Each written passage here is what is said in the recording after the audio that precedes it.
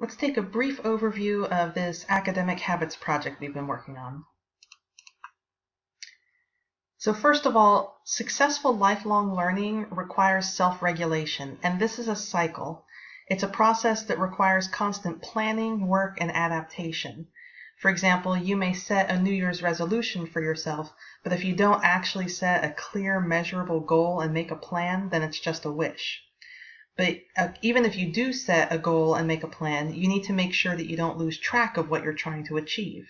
Everyone has a bad day or a bad week. By being strategic and monitoring your performance, you will be better suited to identify and overcome obstacles, and you'll be also less likely to get too far off track for too long. Finally, occasionally you'll want to stop and think about how things are going. Are you getting closer to your goal? Do you need to try a different strategy? These are questions that you need to ask yourself so that you don't say, well, I tried and it didn't work, so I guess that's that. Over the course of the semester, you've been given assignments that engage you in this self-regulation cycle.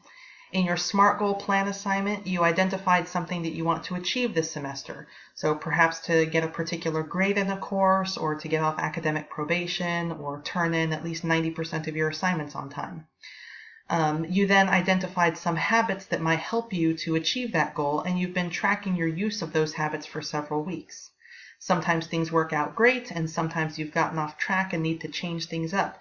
Either way is fine. Along the way, hopefully you've started to get a sense of your strengths, your weak spots, and your preferences of how things get done. Even if things didn't work out exactly the way that you wanted them to, you're still learning from that process. So now what I want you to do is I want you to reflect on this process. Look back over your SMART goal plan and your habit tracking journals. What have you been trying to achieve? Did you remember what you were trying to achieve? Did you manage to get close or to actually achieve it? What habits and strategies worked well for you and which ones fell flat? Why do you think that is?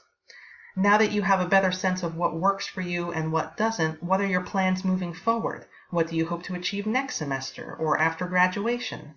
Will you have a different goal or the same one? Do you plan to continue using any of the habits that you've been working on? Do you plan to try to add any new habits? So this reflection portion of the process is what I want you to do in your reflection paper. I've uploaded written instructions, and I've also included 2 sample papers to give you an idea of what the final product might look like. It's just 2 or 3 pages detailing and reflecting upon the work that you've already done. So go ahead and get at that, and happy writing.